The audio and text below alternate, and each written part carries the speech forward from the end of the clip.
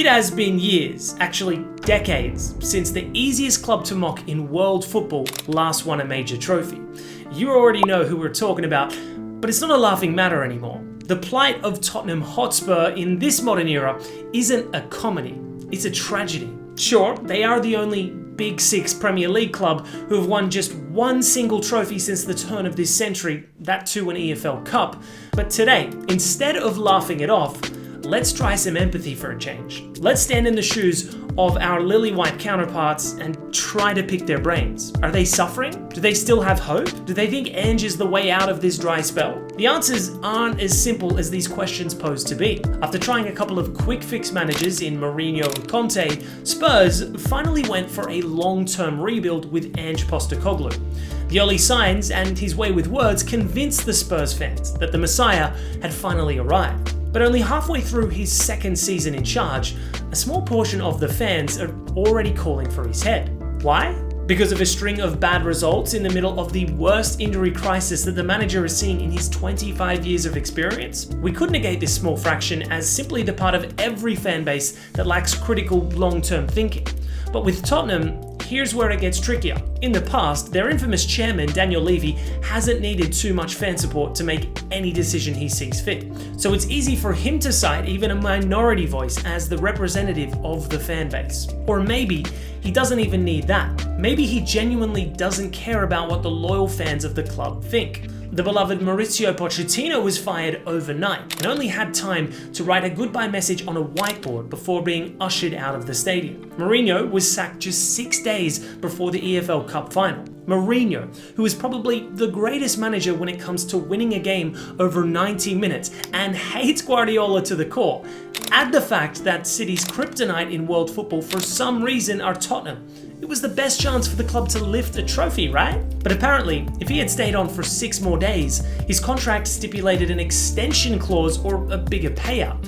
This means that at the end of the day, Daniel Levy does put a price on winning a trophy. But some of the fans encourage this behavior and are part of the problem as well. A considerable portion of the fans defend the chairman because he built a shiny new stadium and put sustainable revenue practices in place.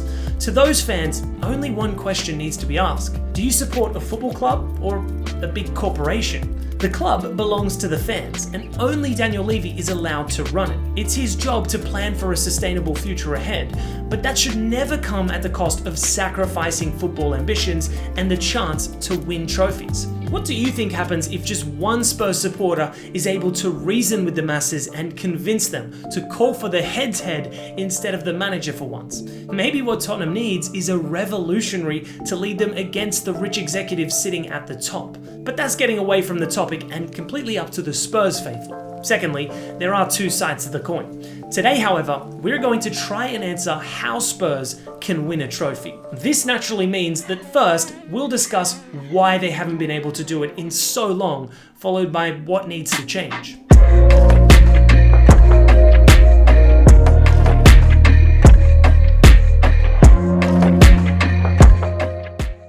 24 years ago, the previous majority stakeholder of the club, Sir Alan Sugar, was forced to sell his stake after falling out with business partners, executives, and the fans. The investment group, called ENIC, backed by billionaire Joe Lewis, were interested in expanding their European football club portfolio within the Premier League. Guess who was leading the negotiations from their end? It was Daniel Levy, and after his first bid was rejected in 1998, he came back again without too much of an improvement on the original offer. The only difference was that by then, the fans had turned on Sugar for not being ambitious and forced his hand into selling 27% of the stake. In 2001, Levy took over the chairman position and explicitly stated that he would look for someone more experienced to take over the role soon. It has been over 2 decades now, so we can only assume no one better suited existed in the world. He also mentioned how he didn't want to be one of those high-profile CEOs, but 20 years on, and he's arguably the most well-known executive in football after Florentino Perez.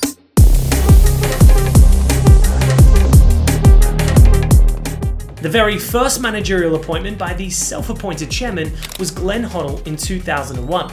After a couple of seasons with mid-table finishes, he was sacked. The first good appointment under him was when Martin Jol took over in November 2004.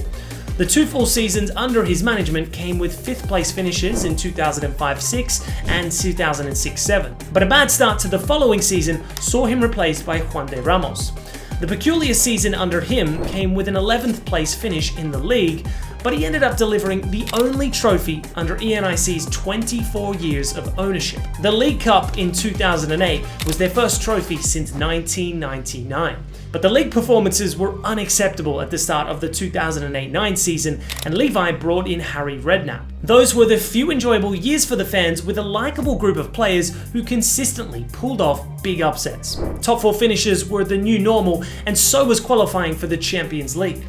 The squad was nowhere near close to being ready to compete in the Champions League, but the prize money and improved expectations were steps in the right direction. In the summer of 2012, Redknapp was sacked after being linked to the England job throughout the season, but eventually failing to get it. Spurs' performances also faltered during this period, and Levy brought in former Chelsea boss Andre Villas-Boas. During the 2012-13 season, Villas-Boas led Tottenham to a 5th place finish with 72 points on the table, their highest tally since 1985.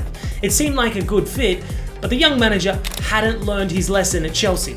He was a tactical genius, but couldn't seem to lift the team's spirits when the chips were down. 2013-14 started poorly, and the 5-0 thrashing by Liverpool at home was the final nail in his coffin. Carl Walker later revealed that Villas-Boas cried when he heard the news. It was an upward sloping curve in terms of league finishes and ambitions of the club. The mid-table mediocrity had vanished, and the top 4 was the new benchmark. You couldn't fault Levy at this point, apart from maybe not being able to hold on to some key players who had bigger ambitions.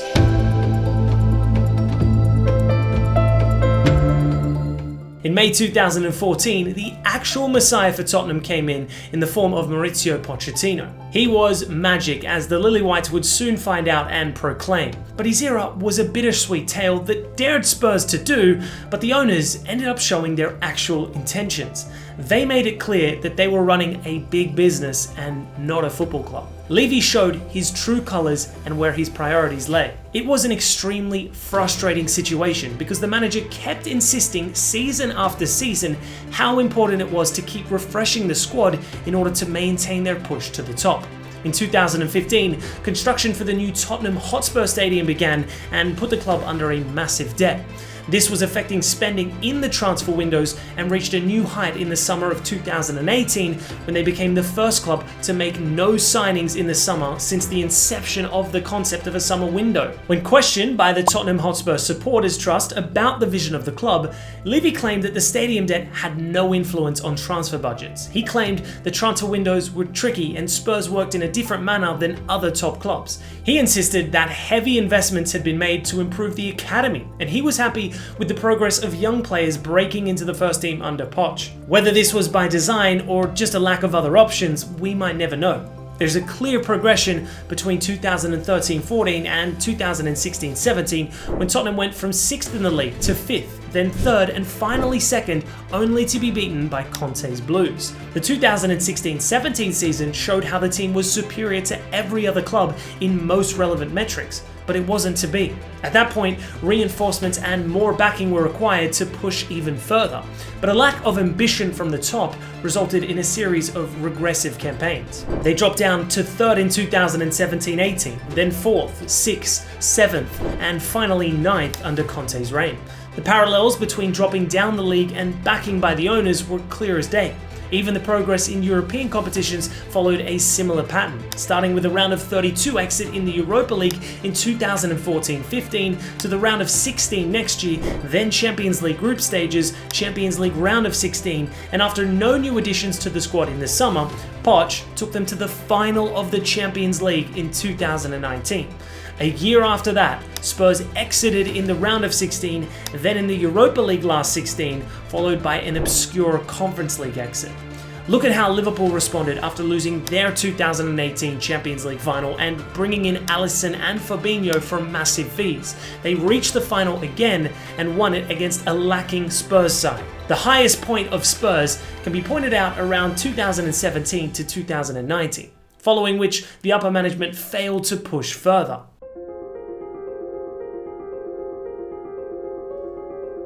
After Poch left, Levy resorted to a couple of quick fixes which reeked of desperation. He handed Mourinho a squad that Pochettino spent years building, but it wasn't a Mourinho-like squad at all, barring Kane and Son. It was someone else's project that Mourinho had to make the best out of and unsurprisingly failed long term. Then it was Conte, which was a disaster of another magnitude by the end. The Italian manager just said, "I can't keep going on like this," and literally had to take a vacation before returning to football. It took 72 days to find his replacement, and Nuno Espirito Santos came in hoping to make the Spurs fans proud. He was sacked after 124 days. The Tottenham Hotspur supporters trust has always been ahead of the curve in terms of asking the right questions to the board. By then, it was clear that there was no plan in place and everything was chaotic. What is surprising is how gullible the owners think Spurs fans are by spinning the same worn-out tales and feeding them the same old stories.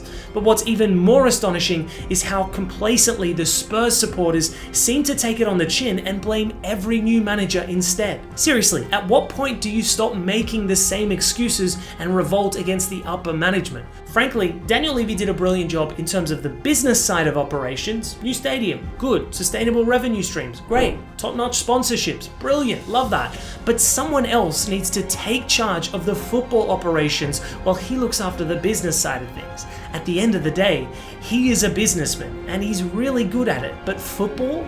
Leave it to someone better suited, like he said he would 24 years ago. As a final note, Ange Postecoglou is the best thing to happen to Spurs since Pochettino. If given enough time, maybe he can prove to be even better than him. But the fans need to lead the charge when it comes to trusting the manager, in the same way they made Nuno leave within a matter of months. At the end of the day, Tottenham Hotspur belongs to the fans and they need to make their voices heard one way or another. So what do you think, Spurs fans? Is it time for Levy to step down, or are you guys comfortable with the way your clubs run? Let us know below.